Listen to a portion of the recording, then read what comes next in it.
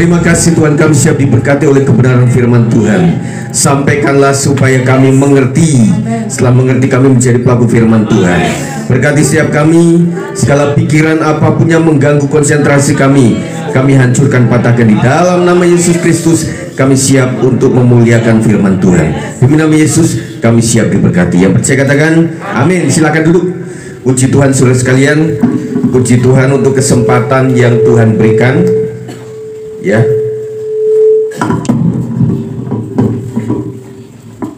Ya. Atas hidup kita, oleh karena tidak sembarang waktu kita bisa ada di situasional seperti ini, saudara. Ya, puji Tuhan. Langsung di ini saja ditampilkan, nah itu nanti akan keluar ya. Nah begitu ya. Nah, puji Tuhan. Kalau nggak bisa dibantu saja. Nah, Bapak Ibu sekalian, ini adalah satu tema yang memang sebagai perenungan saya di beberapa hari yang lalu itu, tentang bagaimana Tuhan yang saya renungkan begitu luar biasa, kompleks dalam artian positif, yang pada akhirnya saya katakan bahwa God is everything buat kita sekalian, buat hidup saya. Tuhan yang kuasa, saudara. Jadi ini satu tema yang terwujud daripada perenungan saya di kurang lebih jam 00 waktu itu ya. Saya ambil gitar. Nah kemudian supaya spontanitas lirik saya tidak terlupakan, akhirnya saya langsung bikin live waktu itu ya. Kayak live apa gitu ya. Nah kemudian saya langsung saja mengatakan sesuatu. Nah pada saat saya memproduksi lagu ini, saya pengen ubah, tetapi nggak bisa. Ya, jadi biasanya pengubah lagu itu ya, ada satu yang diedit-edit. Saya mencoba kata-kata saya kasih yang terbaik atau apa, nggak nyambung. Yang nyambung adalah spontanitas waktu itu, dan memang saya nggak mengulang itu, saudara. Makanya saya ingin membagi berkat buat saudara, ya. Nah, pada hari ini saudara, tema tentang itu kita masuk kepada kita sedang berjuang untuk melawan lupa, saudara. Kita melihat di dalam Roma 11 ayat 22 mengatakan, sebab itu perhatikanlah kemurahan Allah dan juga kekerasannya, yaitu kekerasan atas orang-orang yang telah jatuh, tetapi atas kamu kemurahannya, yaitu jika kamu tetap dalam kemurahannya, jika tidak kamu pun akan dipotong juga. Lanjut, Mazmur 1 ayat 2-3 mengatakan, tetapi yang kesukaannya ialah Taurat Tuhan, dan yang merenungkan Taurat itu siang dan malam.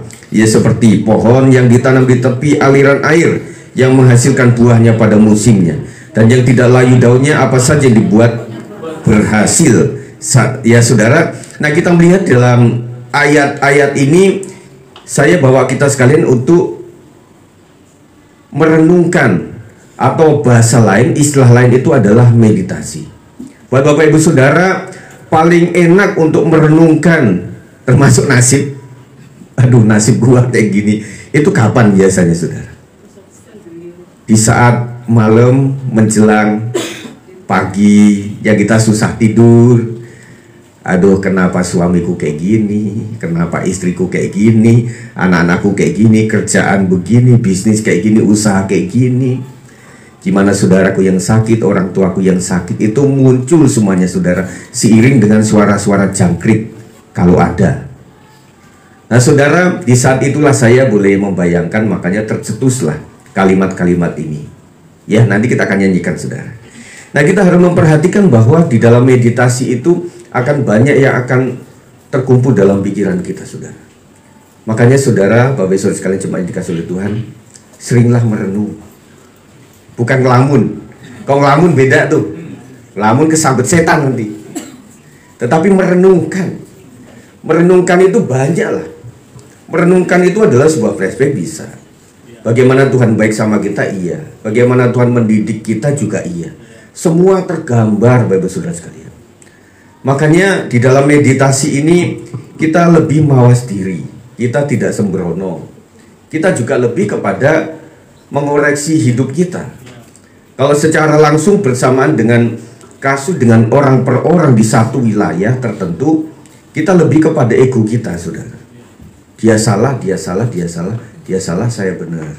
Tetapi kalau dalam perenungan meditasi itu, kita akan melihat, merenungkan siapa Tuhan, siapa Pak Pendeta, Pak Gembala, siapa gereja, siapa teman-teman sejemaat, siapa keluarga besar kita, siapa bos kita, siapa orang-orang yang ada di sekitar kita. Itu gambar dengan murni original, saudara. Nah, makanya inilah yang saya bawa kepada perenungan kita pada saat hari ini, saudara. Kita dalam hal Tuhan, tadi kan merenungkan nasib, merenungkan sekitaran kita di bawah kolong langit ini. Nah, saya bawa saudara untuk merenungkan bagaimana tentang kemurahan Tuhan dan juga kekerasan Tuhan. Di dalam perenungan itu kita pribadi betul-betul saya original, kemudian orang lain juga original betul-betul, dan kemudian akan masuk merujuk kepada satu kalimat, saya siapa, Tuhan siapa, gereja siapa, dan lain-lain itu siapa dalam hidup kita. Berkenaan dengan Tuhan, kita mulai menjalar kepada pikiran bagaimana Tuhan murah sama kita. Bagaimana waktu kita sakit, saudara. Saudara sakit yang paling parah, sakit apa, saudara? Angkat tangan. Yang paling parah tuh, yang malaikat maut udah begini aja tuh, ya, malaikat maut udah mau gini aja gitu. Pasti di titik kehidupan kita adalah saat seperti itu. Nah, kemudian berantai cerita itu kepada siapa aja orang-orang yang menolong kita waktu itu. Betul nggak? Jadi dalam perenungan kita muncul, aduh, terima kasih Tuhan. Terima kasih Tuhan. Akhirnya nanti merambat kepada, saya mesti telepon tante saya. Saya mesti telepon orang-orang yang pernah menolong saya. Itu satu kesehatan rohani dalam hidup kita, saudara. Makanya saya ajak saudara, pandailah untuk merenungkan kebaikan-kebaikan Tuhan. Kalau seandainya di malam hari saudara susah tidur, tidak selalu karena kecapean, justru kecapean malah cepat tidur. Pasti pikiran kita. Tetapi ada satu lagi yang saya pelajari, Tuhan ingin berbicara kepada setiap kita, bahwa dalam hal rohani, saudara, baca firman, merenungkan kebaikan Tuhan. Nah, disitulah kita banjir air mata oleh karena, iya, 5 tahun lalu saya hampir mati, nggak jadi tuh. Waktu kita stres udah pengen cedotin kepala kita ke tembok, saudara. Kalau tembok hebel kurang keras, cari tembok bata. Aku ingin mati saja Tuhan. Sudah mulai sehat, aku ingin hidup 1000 tahun lagi, saudara. Jadi itulah manusia, saudara. Dan kemudian kita mengingat bagaimana gereja Tuhan bertindak dalam keluarga kita.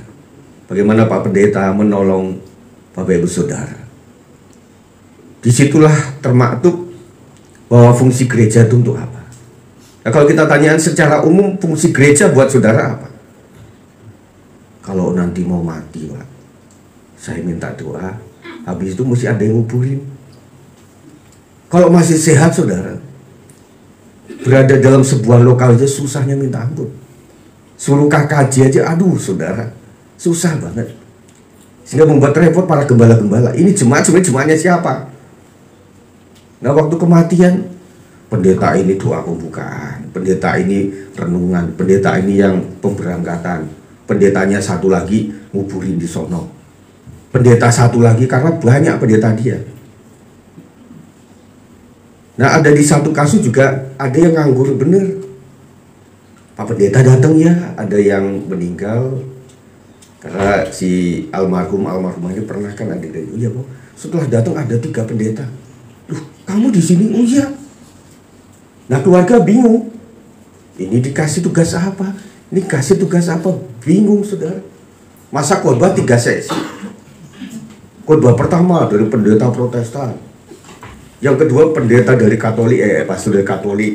Ya selanjutnya ya ini yang penutupnya mesti karismatik nih, gitu ya. Kan nggak mungkin seperti itu, saudara. Nah, kita akan berpikir di situ, oh iya ya, bagaimana sahabat-sahabatku membantu saya, sehingga membuat pola hidup kita, pikiran kita sehat, saudara. Betul. Nah, itu ada di wilayah waktu kita meditasi, saudara. Kalau kita sedang ada di sebuah komunitas, spontan itu nggak tergambar itu. Kita benci sama orang, benci aja udah. Makanya setitik nila, bukan mila, nila. rusaklah susu seember. Kenapa saudara? Nah itu akan muncul pada saat kita merenungkan itu. Nah kalau ada di Hari Pahlawan itu, kita ada namanya saat teduh mengheningkan cipta. Zaman dulu saudara, mari kendaraan diam semuanya, mengheningkan cipta. Dengan mengheningkan cipta itu supaya kita, oh iya ya, saya ingat W.R. Supratman, saya ingat Jenderal Sudirman, saya ingat Diponegoro, saya ingat Pati Gajah Mada, kan begitu ya.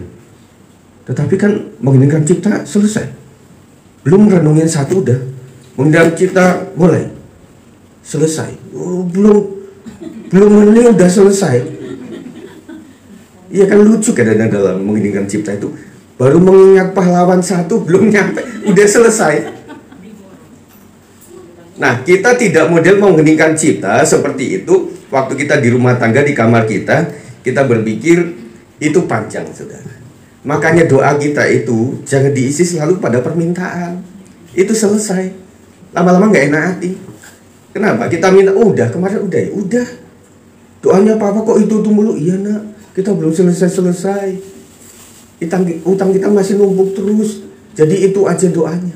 Coba geser kepada posisi merenungkan kebaikan Tuhan. Kita ingat sakit sembuh. Terima kasih Tuhan yang baik, aku sudah sembuh.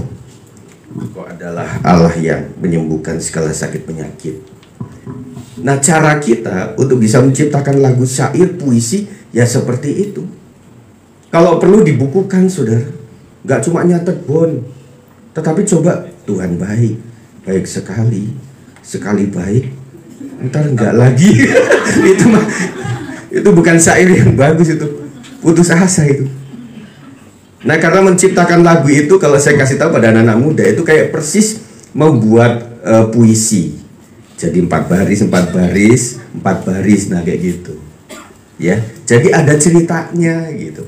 Jadi kalau makanya lagu-lagu yang berasal dari sebuah pengalaman hidup itu rata-rata bisa mengimpartasi orang, bisa diberkati. Madu di tangan kananmu, racun di tangan kirimu. Aku tak tahu apa yang akan kuberikan padamu. Itu ngajak hidup atau ngajak mati? Ya saudara, makanya ketika saya membawa situasi itu, saya itu mudah lupa. Saat ku percaya kan kuasamu. Terus apa? Ada kekuatan yang baru, singer. Saat ku teringat, bukan kuasamu terus. Ganti apa? Betul, jadi ketika saya mengingat ada kekuatan baru, ada pengharapan. Tahun kemarin anak-anak kita kan kritis itu. Yang 50 itu 51 nggak ada harapan. Yang lulus nih ya, 52 aduh nggak ada harapan lagi. Kat, malaikat tolong aku.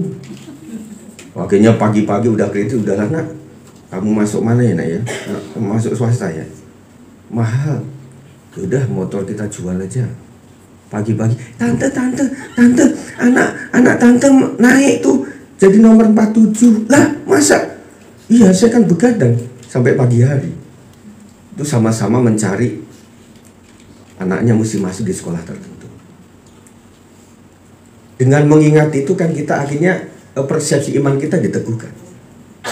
Dan ada sebuah kalimat, kalau tahun kemarin Tuhan tolong, masa sih tahun ini Tuhan nggak tolong? Itu nggak saudara? Kita jadi kuat. Itu maksudnya, ya.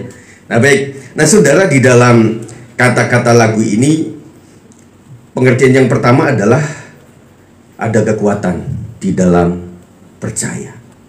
Tentunya percaya kepada Tuhan. Yesaya 40 ayat 31 mengatakan, tetapi orang-orang yang menanti-nantikan Tuhan mendapat kekuatan baru. Mereka seumpama raja wali yang naik terbang dengan kekuatan sayapnya. Mereka berlari dan tidak menjadi lesu. Mereka berjalan dan tidak menjadi lelah. Saya juga sempat buat ini lagunya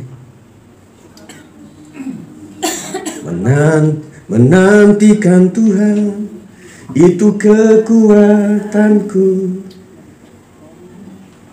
Apa? Saya tuh nggak boleh lihat orang. Kalau lihat orang tuh langsung lupa seharian. Gampang lupaan saya itu. Tetapi intinya ini, saudara. Jadi pengertian kita menanti ada kekuatan apa, saudara? Suatu saat ada kita kos anak muda, kemudian ada orang tua yang memang kasih kabar, nak, papa mama mau datang ya dari Manado ke Jakarta. Kapan mah? Tiketnya mana? Foto dong. Waduh kan gitu. Oh iya ini udah, tiketnya udah. Naik Garuda, wah keren. Setelah itu seorang anak ini menanti saja sudah terhibur.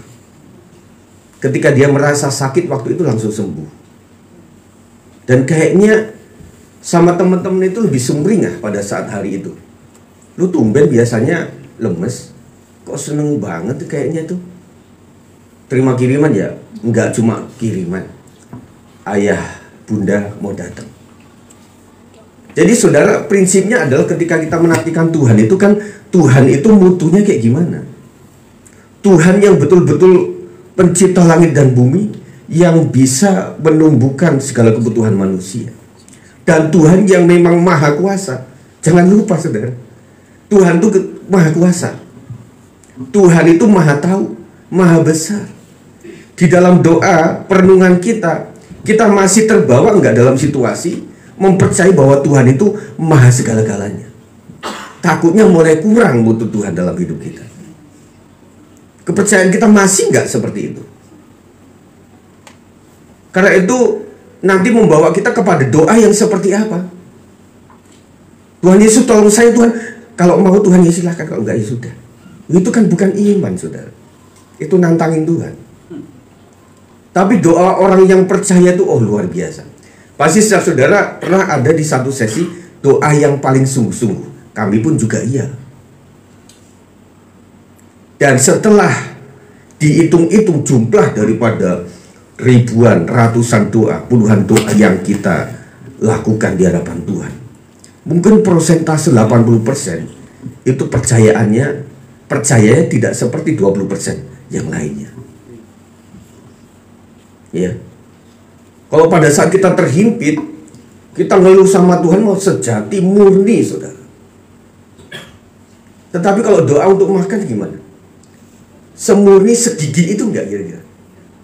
Kami hancurkan segala cacing-cacing di dalam pawan, di dalam nama Yesus Kristus. Enggak akan begitu. Dan rata-rata doa makan kita itu akan sama persis seperti doa-doa sebelumnya. Kenapa? Karena kita anggap enggak terlalu penting, saudara. Tetapi kalau coba suatu saat ada kabar nih, nggak tahu kabar burung atau kabar beneran, hoak atau betulan. Bu, ternyata ada satu sembako yang dari toko ini yang paling laris itu ternyata ada satu virus, ada racun di situ. Ibu beli nggak kemarin? Oh iya ya. Nah kalau udah gitu saudara, nggak ada alternatif lain yang sudah masuk kita doakan. Waduh pagi tadi saya sarapan nasi uduk pakai itu loh, pakai beras itu loh. Waduh dalam halus. Nah kamu moncong nggak? Itu langsung berikutnya saudara, tentunya kalau kita masih pakai bahan makanan itu kita akan sungguh-sungguh doa. Kenapa ada bahaya? Kenapa Tuhan bawa kita kepada situasi yang bahaya-bahaya? Supaya kita sungguh-sungguh mengandalkan Tuhan. Kalau selama itu tidak terjadi saudara, kita cenderung asal. Nah makanya saudara, saya ajak kita sekalian untuk masuk kepada doa yang sungguh-sungguh kepada Tuhan. Yang kedua, dengan mengingat mujizat Tuhan di masa lalu, iman kita menjadi kuat kembali.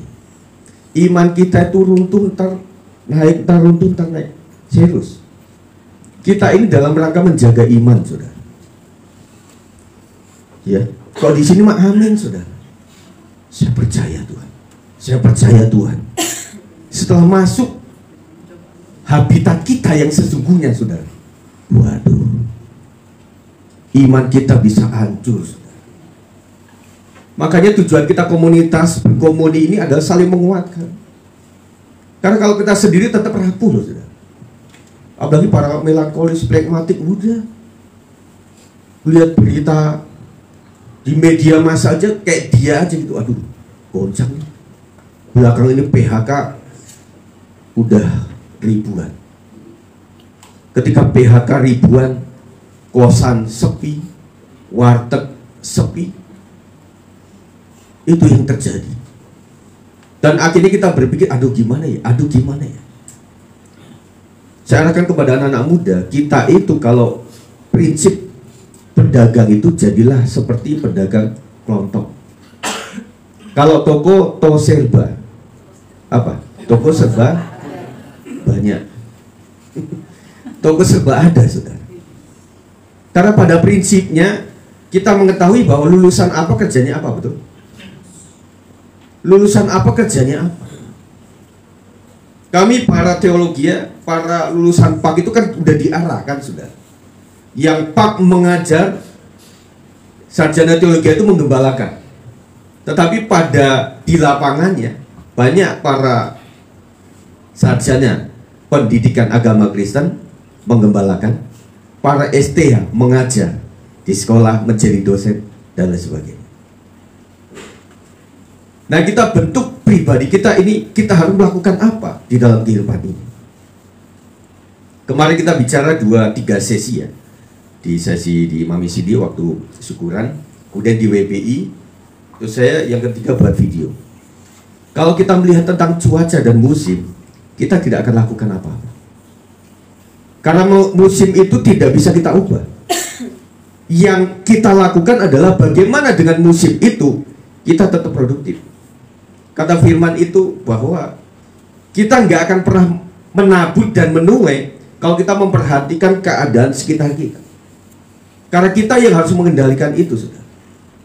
Banyak kali kita tergantung sama situasi dan kondisi. Makanya itu tadi, bahwa kalau kita serba bisa, itu kita bisa kepake dan kita akan fight di segala musim kehidupan.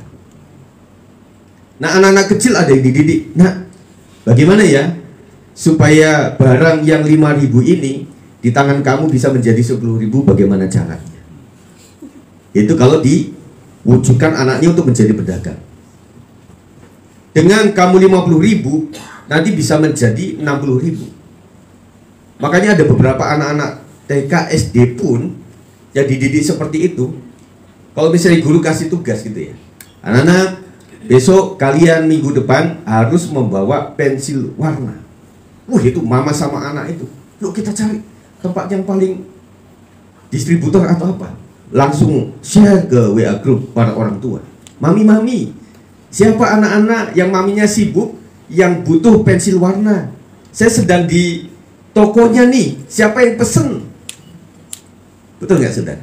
Dan ibu-ibu berpikir, aduh masak, kemudian nyuci, pensil warna, atau jagung rebus, kan bingung, saudara. Yaudah Mi, udah saya pesen ya 2 untuk anak saya. Nah itu kan kreatif, saudara. Karena kreatif itu berasal dari Tuhan. Tuhan itu pencipta, creation, kreasi, saudara. Jadi Tuhan bilang, kalau musim kayak gini, kamu terhambat dengan itu, bagaimana caranya? Mari kita contohkan. Misalnya musim hujan, saudara. Apa yang bisa menghasilkan sesuatu? Ibu bilang, ojek payung. Lu bisa, saudara. Makanya siap-siap beli payung yang banyak. Dekat-dekat pasar tinggal kita. Om, tante. Nah, maksud saya adalah ada kan yang bisa kita kembangkan dari diri kita untuk kita lakukan, begitu saja. Jadi dalam 2 Timotius 3:14 mengatakan, tetapi hendaklah engkau tetap berpegang pada kebenaran yang telah engkau terima dan engkau yakini, dengan selalu mengingat orang yang telah mengajarkannya kepadamu. Kita itu hidup adalah manusia, itu adalah manusia pembelajar. Adakah ilmu rumusan yang betul-betul tercipta dari orang berikutnya? Tidak ada. Semua hasil ciptaan itu berasal daripada mula-mula diciptakan.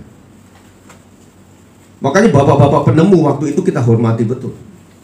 James Watt penemu apa? Mesin uap. Terus jangan James Bond ya. Terus siapa lagi? Saya lupa ini. Dulu saya jurusan biologi. Thomas Alva Edison penemu apa? Iya. Dan banyak sekali, saudara. Nah, ketika bola lampu waktu itu, termasuk komputer lah. Saya pernah melihat di Google itu, komputer awal itu hampir setengah rumah ini. Komputer itu gotongnya aja susah, saudara. Semakin kesini semakin mini. Saudara pernah punya nggak handphone di tahun 90-an? Saya pernah punya Motorola 87. Itu melempar anjing pasti keok mati. Ya, Nokia bisa. Kalau dikantongin susah kan? Begini mulu tuh. Terus akhirnya mulai lagi yang semakin kecil. Smartphone semakin kecil. Nah, sekarang mulai ada touchscreen dan sebagainya. Mulai bisa di share ke tembok atau ke tangan. Itu adalah teknologi. Itu pengembangan dari yang lalu, saudara. Dan cikal bakalnya adalah dari Tuhan sendiri yang menciptakan alam semesta ini. Terjadi seperti itu. Nah, oleh sebab itu kita itu kalau diunggah, saudara, orang yang paling pinter pun katanya tidak 100% menggunakan otaknya. Instead, tidak seluruhnya. Orang itu akan terpaksa dalam tanda kutip menggunakan otaknya ketika kepepet.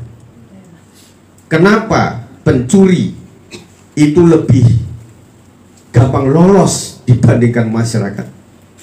Kalau masyarakat spontan nggak berlatih bagaimana cara menaiki tembok 2 meter itu. Tetapi kalau pencuri sudah berlatih. Ketika dia nyuri di sini ketahuan dia mesti lari kemana, dia sudah pelajari semuanya. Makanya kebanyakan lolos. Nah, sebenarnya pengembangan diri itu harus memang betul-betul kita unggah dari yang diri kita saja gitu. Jadi membuat kita juga bisa mengembangkan itu dengan baik, saudara. Nah, kita mengingat orang-orang yang berjasa dalam hidup kita. Kita mengingat itu, dan dalam konteks ini adalah di dalam kehidupan rohani kita pasti ada orang-orang pembimbing rohani yang membentuk kita, yang membuat kita diberkati. Yang terdekat adalah itu bisa nenek kakek kita atau paman kita yang mendoakan kita dari kecil. Saya ditanya, Pak Sigit, kursus musik di mana? Menciptakan lagu bisa, kursus dari mana? Tidak. Tetapi yang saya ingat adalah setiap saat ayah saya itu doakan kami. Dan ternyata doa itu bisa mengimpartasi turun-temurun, saudara. Jadi kami di Lampung nggak ada kursus, saudara. Kita tanam singkong, bukan kursus musik. Orang bikin kursus musik akan nggak laku, saudara.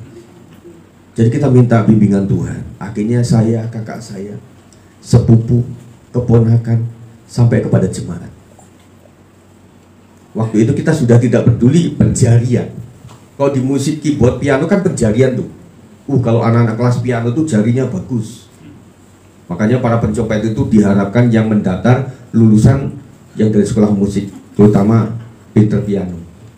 Cepet, karena terlatih, saudara. Yang kita dengar yang penting bunyinya pas. Nah, kalau kita dulu belajar kan belajar gini ya, misalnya C, E, G, begitu kan. Kalau kita dulu begini, saudara. Nah, kalau kuncinya agak panjang lama-lama kan bisa salah urat. Masa begini mainnya? Ya saya bercocok tanam. Tapi betul. Sampai sekarang di wilayah Jabodetabek, kami dari Pulung Kencana itu melayani Tuhan. Dan kalau ditanya kursus di mana, enggak. Kursus sama Tuhan saja. Nah, saya percaya ada orang-orang yang mendoakan kita. Kalau ditanya bagaimana orang tua kami mendoakan kami, kakak yang di Kalimantan itu luar biasa. Didoakan terus. Makanya saya pun mengajak jemaat mendoakan orang tua kami. Itu adalah balas orang-orang yang mendoakan kita. Dan kita melihat, saudara, orang-orang yang ada di dalam kehidupan kita itu tidak sadar bahwa itu adalah penopang hidup kita. Yong Kitsu pernah ngomong, saya hebat seperti ini, tetapi ada orang-orang yang paling hebat di belakang saya, itu adalah ibu-ibu para pendoa syafaat yang mereka tidak terlihat secara media. Karena pelayan Tuhan itu adalah sedang berperang, saudara. Kalau tidak didoakan, banyak sekali kelemahan-kelemahan yang Tuhan maksud saya yang itu membuat kita menjadi celah begitu. Makanya harus ditutup oleh para pendoa-pendoa syafaat. Dan kami terima kasih untuk orang-orang yang mendoakan seperti itu. Saudara, Bapak Ibu juga seperti itu. Siapa sih yang mendoakan saya? Itu kita harus ucapkan terima kasih. Lanjut, siapa saja yang begitu berarti dalam hidup kita? Tuhan pemegang hidup kita. Jangan lupakan Tuhan. Apapun andalan kita kepada pihak lain, Tuhan tetap the best. tetap nomor satu, saudara. Kita nggak bisa lagi. Dan kemudian kalau kita ngandalin manusia juga itu terkutuk buat kita. Terkutuklah orang yang mengandalkan manusia dengan diri sendiri. Kita sudah mulai harus patuh sama Tuhan. Udah nggak bisa tanpa Tuhan. Kemudian gereja, tempat kita berkomuni dan saling mengasah dan membantu besi menajamkan besi, orang menajamkan sesamanya. Kita hidup di dalam sebuah komunitas yang saling membantu. Dan saya merasakan bahwa gereja Tuhan, persekutuan kita itu satu keluarga yang luar biasa. Di dalamnya semuanya ada nano-nano, gado-gado, saudara. Kalau saudara mau tanya apapun dalam keluarga GBS 56, semuanya ada. Persis dalam keluarga kita, saudara. Nah, oleh sebab itu tetap berkomunitas dengan baik. Kemudian hamba Tuhan sebagai penjaga jiwa. Tadi Tuhan dan gereja, kemudian yang ketiga adalah hamba Tuhan penjaga jiwa. Ibrani 13:17 mengatakan, taatilah pemimpin-pemimpinmu dan tunduklah kepada mereka, sebab mereka berjaga-jaga atas jiwamu, sebagai orang-orang yang harus bertanggung jawab atasnya. Dengan jalan itu mereka akan melakukannya dengan gembira, bukan dengan keluh kesah, sebab hal itu tidak akan membawa keuntungan bagimu. Kami setiap hari merenungkan bagaimana caranya menggembalakan dengan baik. Karena tidak ada kuliahnya, dalam artian lokal-lokal nggak ada. Kalau kuliah secara umum bisa, tetapi tentunya para pembicara itu akan diambil narasumber yang memang punya gereja yang berkembang dengan baik, ribuan. Oke, saya nggak pernah diundang untuk penanaman gereja atau seminar perkembangan gereja.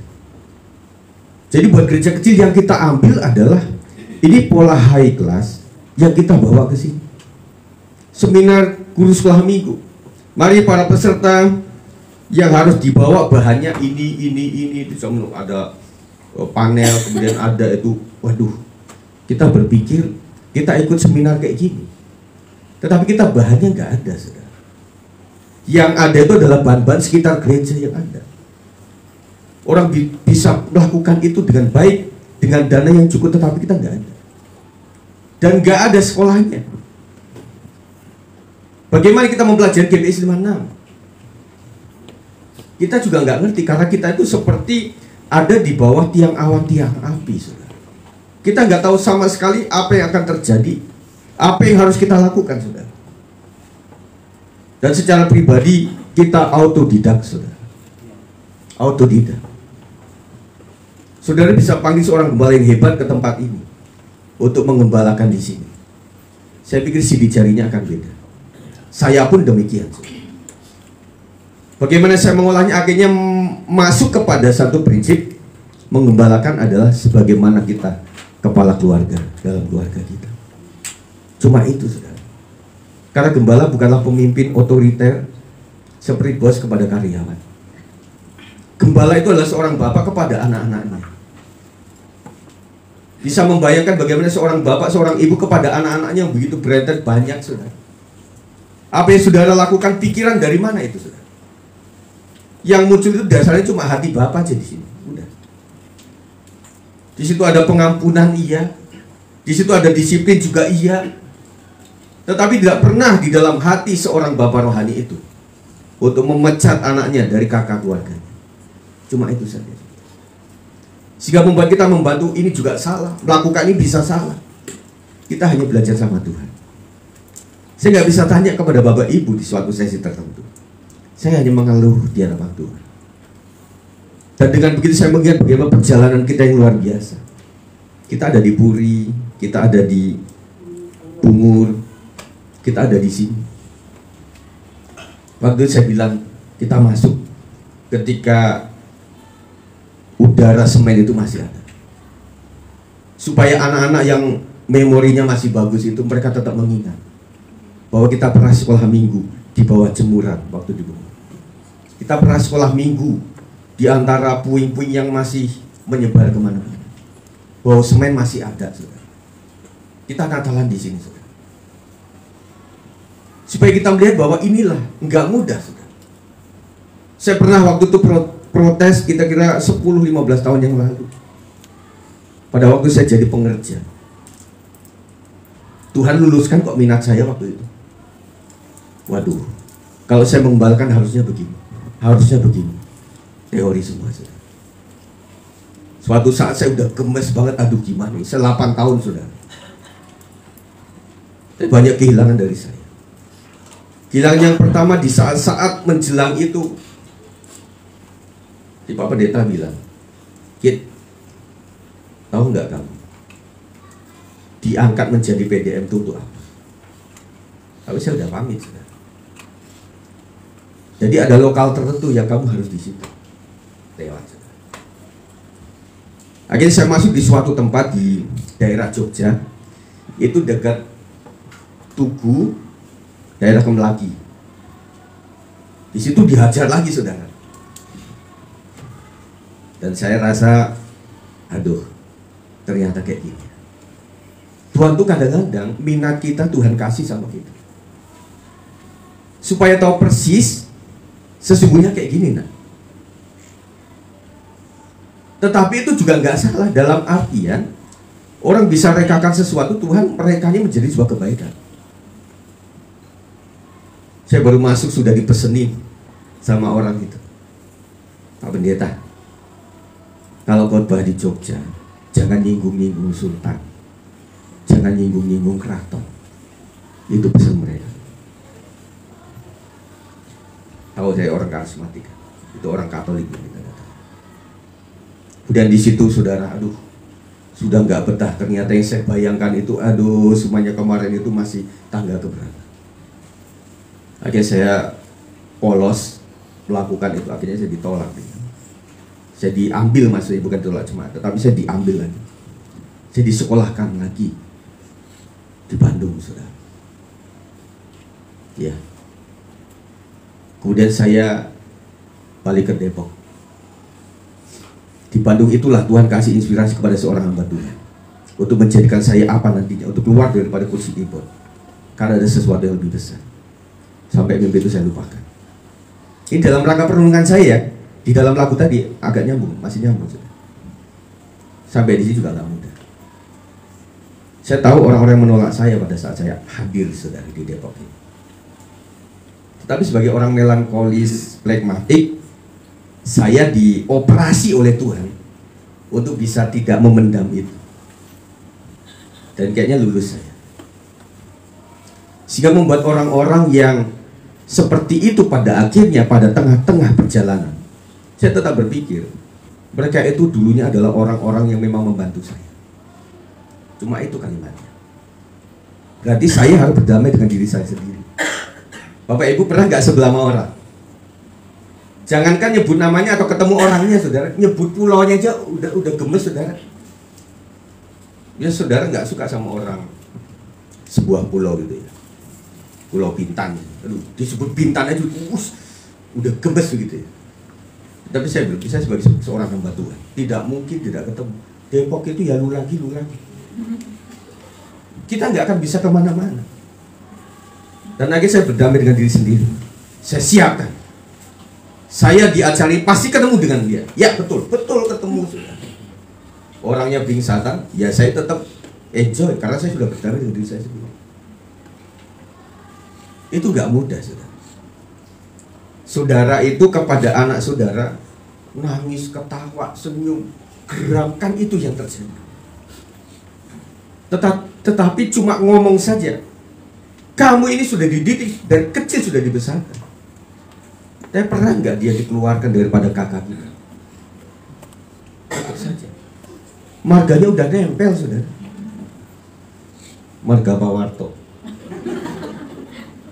Nggak bisa dalam artian inilah saudara menggembalakan tuh kayak gini, Bapak Ibu Saudara sekalian. Kadang anak kedua salah tafsir kepada orang tuanya tentang perlakuan dia kepada anak pertama. Enggak. Dan itulah yang saya olah, Tuhan. Ini gereja itu apaan sih? Saudara juga bingung mungkin. Gereja ini apaan sih? Kita ngumpul nyanyi-nyanyi, nangis, gembira, kasih kolekte, pulang, dada, Telkomsel. Untuk apa, saudara? Saudara bingung. Saya aja bingung. Sampai pada titik kita mengandalkan Tuhan. Tuhan, apa yang harus dioperasikan? Saya tema khotbah gonta-ganti melulu. Kemarin saya udah siapin PPT-nya ada, saya udah masukin di situ. Pagi-pagi jam 5 jam 4 itu Tuhan olah lagi. Aduh saudara. Kadang-kadang saya pikir Tuhan, saya itu persiapan khotbah itu kapan sih yang benar? Minggu sebelumnya? Atau Sabtu malam itu? Atau setiap jam 5 pagi sebelum khotbah dilakukan? Enggak benar semua. Enggak benar semua. Kadang bisa minggu yang kemarin. Kadang-kadang kesaksian orang saya ambil di situ. Kadang-kadang malam sebelumnya. Atau kadang-kadang di pagi hari menjelang kita ibadah. Itu harus ganti. Dan yang paling indah itu saudara, bukan jorok. Waktu kita sedang bertahta, itu renungan kita tuh langsung kemana-mana. Makanya kalau saya ada di kamar mandi agak lama, itu karena merenungkan bangsa dan negara, bukan. Tetapi apa yang harus saya lakukan? Ya. Jadi sampai betul-betul handphone saya bawa bukan main game, tetapi setiap kata kalimat saya harus persiapkan di sini. Dan itulah saudara. Oleh sebab itu saya bawa kepada para pelayan-pelayan Tuhan itu, memilikilah hati seorang bapak, meskipun seorang ibu. Itu caru-marunya akan terjadi bahwa semua adalah anak-anak. Cuma itu saja. Dan oleh sebab itu saudara, hawanya, atmosfernya di dalam keluarga kita seperti itu. Di tempat lain bisa saja itu penghakiman itu selalu ada di mana. Orang Kristen itu kan alat sucinya kan penghakiman. Saudara di mana-mana udah deh penghakiman kayak gitu. Saya mencoba Tuhan, saya akan menularkan kasih itu dengan cara seperti apa sih? Dalam perenungan terjadilah seperti itu. Dan kami untuk full time itu nggak mudah. Karena di Jabodetabek saudara, dengan anak kuliah dan masih sekolah dengan kebutuhan kami, bisa nggak hidup dengan 4-5 juta? Karena di saat terdesak, aduh, apa kita jualan aja ya, sate babi kayak. Nah kalau gembala jualan itu efeknya udah domino saudara, udah nggak baik. Dan mikirnya panjang saudara. Nah sama halnya saudara itu harus, makanya saya baru tahu, baru ngerti beberapa saat udah lama kenapa di Katolik itu adanya pastor yang tidak menikah. Saya sadari. Jadi seorang pastor kalau sudah dipanggil pastor udah ada perjanjian dengan keluarga. Bacanya seperti itu. Anggap saja anakmu udah hilang. Kalau nanti ada acara keluarga, ada acara arisan, dan dia tidak datang, anggap saja dia udah mati. Kayak tentara ke Timur-Timur waktu itu. Nilainya apa saudara? Di dalam keluarga modern, hamba Tuhan itu nggak gampang. Kalau di Eropa mau gereja dijual-jualin udah. Yang jadi tempat ibadah lain juga banyak. Karena udah nggak kuat untuk melakukan itu. Kalau di kampung masih bisa piara ayam saudara. Cuma piara ayam sih. Piara anjing pak, yang lakunya luar biasa, burung sampai 50 juta. 5 hari di saya bisa mati tuh burung. Tangan saya beda saudara. Nah emang kita nggak mengolah yang seperti itu kayak gimana? Tapi saya katakan bahwa Tuhan itu dengan cara yang unik saudara, luar biasa. Istriku juga luar biasa. Dia diem, tapi bisa bayar. Ya, nggak usah tahu caranya gimana. Pokoknya ya bisa bayar. Ya, makanya saya kasih tahu ke anak-anak kami, kita nggak gampang. Ya, nggak gampang. Karena Bapak Ibu Saudara bukan murid. Kalau murid itu ada uang sekolah, ditagihin. Nggak ada pendeta kembali nagihin. Bu Marta pun bukan debt collector buat kami. Dikasih Pak Gembala mau bayar uang kuliah, ayo yuk nulis list semuanya. Nggak ada, saudara. Semuanya untuk kepentingan kegiatan kita. Nggak ada yang ke situ. Ya, kita berpikir, saya merenungkan Tuhan. Makanya Tuhan kasih kesempatan buat saya tidak punya kekuatan-kekuatan tertentu supaya saya betul-betul bergantung sama Tuhan. Saya nggak bisa sombong di depan ibu-ibu, bapak-bapak. Wah, apa? Sombong apaan? Sombong amat. Teman-teman sekalian udah tahu persis kamar kami, tempat saya tidur. Ayo, mau nyombong apaan? Gak bisa. Jadi pada akhirnya udah kita sama-sama untuk bersama Tuhan. Bapak Ibu Saudara lebih beruntung dalam artian saudara punya properti masing-masing. Ya. Dan kadang-kadang kita itu dibuat seperti panggilan Yesus. Yesus mati untuk menghidupkan orang lain. Yesus menjadi miskin untuk membuat kaya orang lain.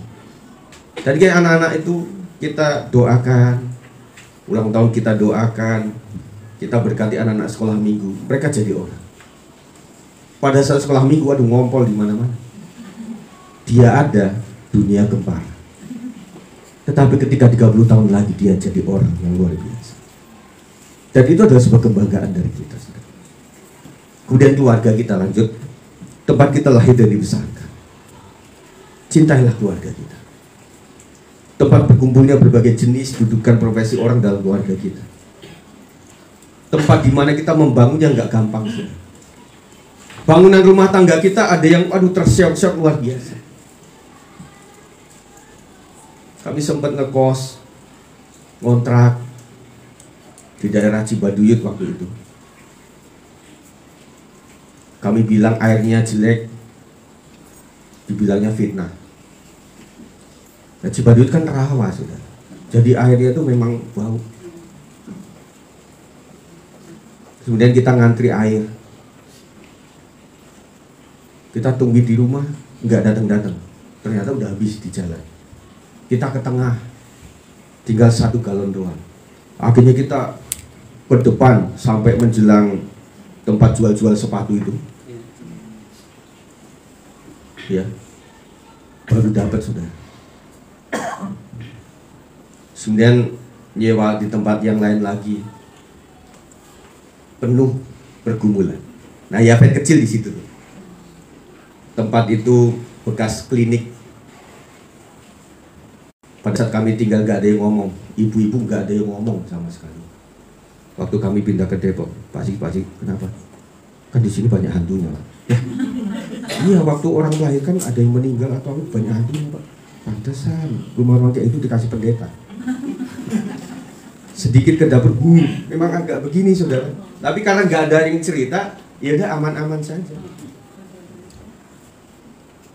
Jadi nggak gampang, saudara. Ya. Tetapi istilah kata bahwa inilah manajemen keluarga masing-masing. Jadi setiap saudara di dalam keluarga itu sudah punya rem gas kopling keluarga masing-masing, yang orang lain nggak bisa. Kita biasa keluarga pakai matic, kita nggak bisa ngolah keluarga yang pakai manual. Itu istilahnya. Dan kami sebagai pendeta gembala pun tidak punya jurus jitu untuk membuat satu rumah tangga solusinya kayak gimana. Nggak bisa, nggak pas, karena sejarahnya beda, saudara. Ada yang pakai oli mesran, ini olinya Pertamina. Saya kasih minyak goreng, mogok.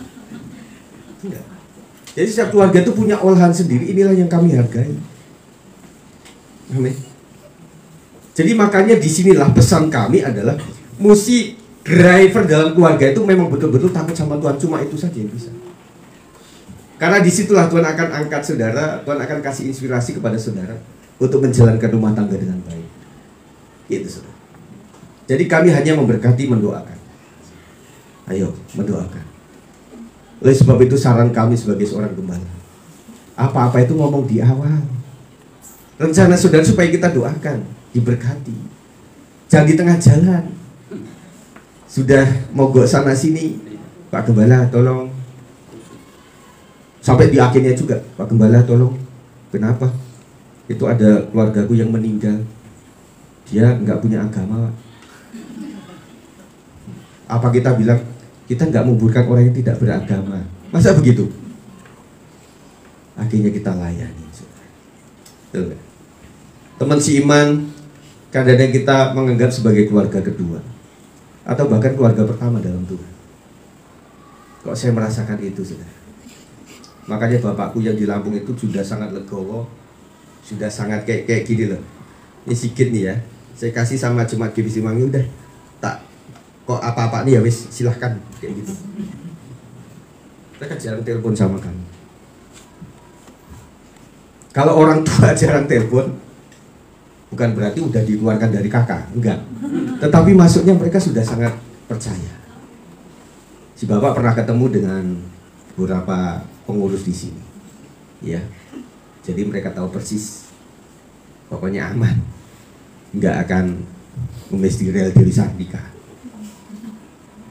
Itulah sudah. Jadi kalau kita punya anak di sebuah komunitas tertentu yang memang sudah safe, kita nggak rela.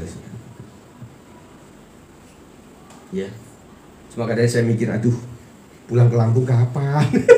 Maaf, Nang Baru Kristin yang sempat support waktu itu, kita belum jadi ke Lampung.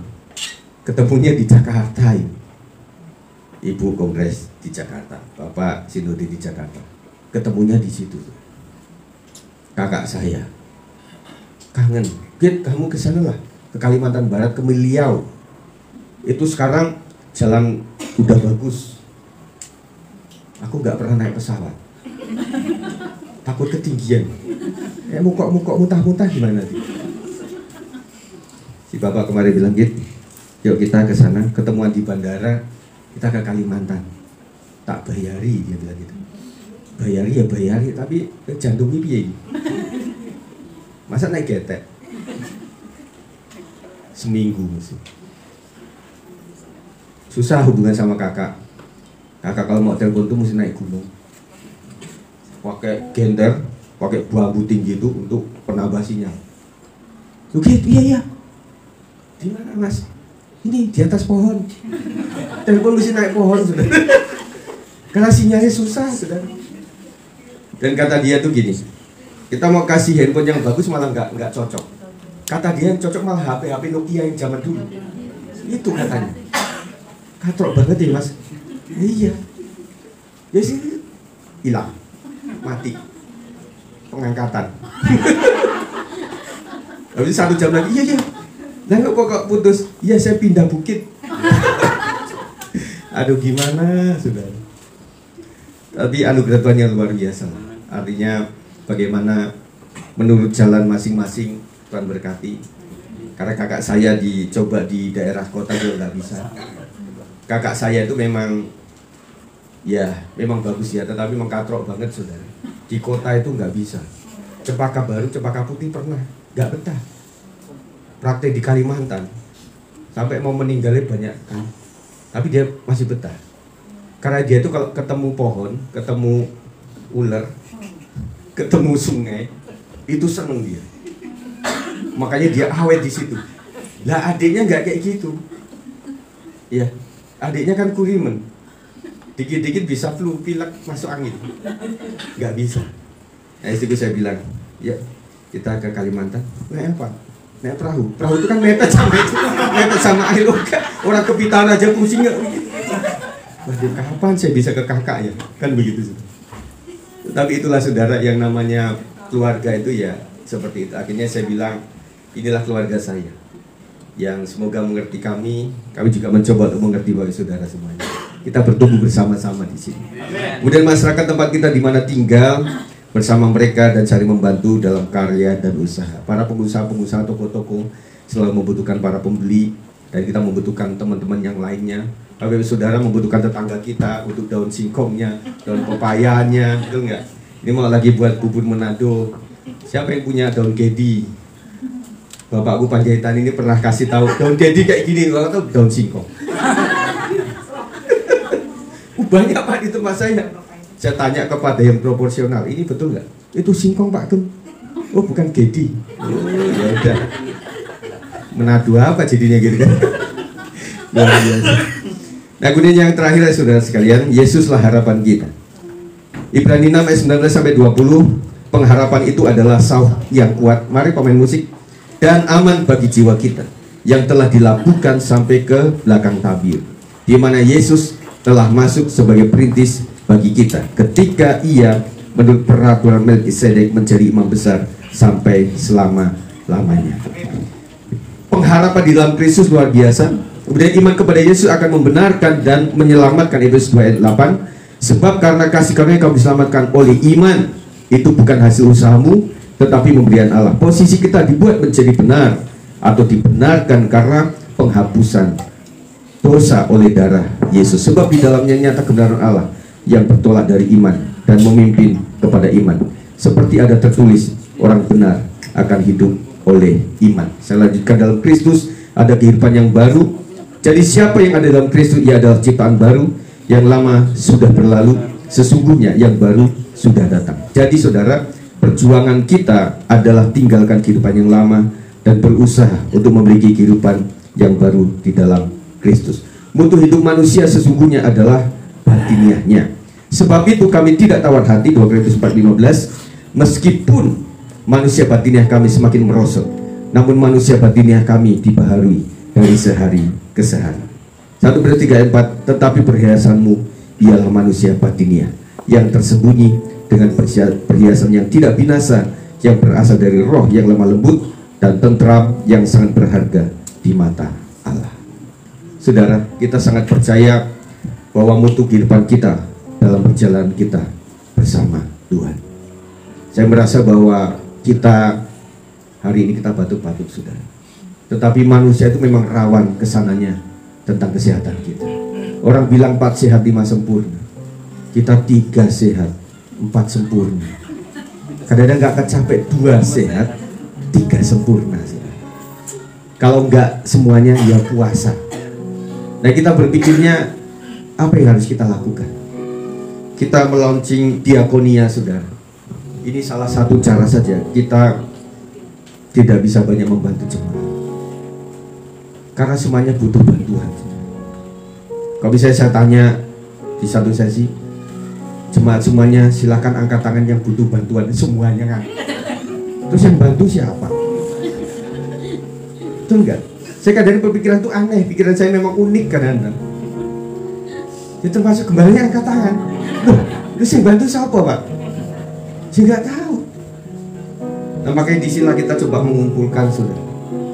Saya pikir satu keluarga 10.000 tidak terlalu gede, tetapi terlalu kecil juga iya. Makanya lupa kalau terlalu kecil itu, saudara. Tetapi saya berharap nanti ke depan itu kita bisa. Kita tidak tahu musim kehidupan kita. Dan tugas kita adalah bukan mencampuri urusan keluarga orang lain. Kita hanya bisa membantu. Setuju? Kita bukanlah orang tua daripada keluarga-keluarga itu. Tidak seperti itu. Tetapi kita sedang berdikari, swadaya, saudara, untuk bisa mengungkap kebaikan Tuhan dan keluarga masing-masing. Dengan cara kita saling menopang. Ada salah kita ampuni. Oleh sebab itu, yang terakhir saya kasih prinsip kepada komunitas kita. Mari saudara, dalam sebuah perjalanan hidup itu ada tentunya pos-pos tertentu. Ada pos di mana semuanya sudah clear. Jangan masuk ke pos yang sebelumnya lagi. Kita nggak akan pernah selesai. Nah, prinsip saya adalah hari ini ke depan. Karena ke belakang kemarin itu adalah pelajaran buat kita. Oleh sebab itu jangan mengungkit yang lalu kalau semuanya udah tuntas. Jangan orang bercerita, tahu nggak? Kemarin itu dia tuh ambil beras saya loh dari dapur itu. Oh iya? Terus gimana? Ya saya kan mangkel, sebel banget gitu loh. Nggak, pertanyaannya itu udah dikembalikan? Sudah. Loh, kok sudah dikembalikan kenapa dibahas itu belum dipulangin? Betul nggak, Bapak Saudara? Kadang-kadang kita tuh membahas yang sudah selesai. Makanya dalam rumah tangga, saran kita secara prinsip adalah tidak boleh mengungkap yang sudah diampuni. Suatu saat ada kumpulan bapak-bapak yang prinsipnya adalah keterbukaan adalah awal pemulihan. Kami pernah melihat tidak semua, oh Tuhan aja udah ngampuni. Akhirnya seorang bapak setelah seminar itu datang ke istrinya. Mah, aku mau minta ampun, mah. Kenapa? waktu tahun 80 itu saya pernah ini, saya pernah ini, pernah ini. Akhirnya istrinya mangkel. Dia bilang semuanya itu saya nggak pernah perkarakan. Saya sudah lupakan itu semua. Kenapa kamu ngungkit lagi? Hampir cerai, saudara. Nah, buat kita orang percaya adalah ya udah terima adanya. Dirimu ya kayak gitu, ya udah dirimu ya kayak gini. Ketika kita nunjuk orang, kita juga ditunjuk. Nah, akhirnya itu mulai diedit lagi cara seperti itu. Menurut saya cara yang benar adalah lupakan masa lalu. Yang penting kau sudah minta ampun. Dan hari ini kesan yang paling penting. Masa nyuri ayam, yang ayam udah dikembali masih diingat melulu? Enggak. Amin. Amin. Coba saya membawa kita kepada perenungan saya di menjelang dini hari waktu itu tentang lagu ini yang Kie saja. Saat ku percaya kan kuasa-Mu, ada kekuatan yang baru. Saat ku teringat Kau Tuhan yang kuasa, imanku kembali kuat. Kita ulang lagi, saudara. Saat ku percaya kan kuasa-Mu, ada kekuatan yang baru. Saat ku teringat Kau Tuhan yang kuasa, imanku kembali kuat. Harapan di dalam-Mu tak pernah pudar. Harapan akan kebenaran-Mu, firman yang menghibur dan memberi pengharapan. Yesus Allah,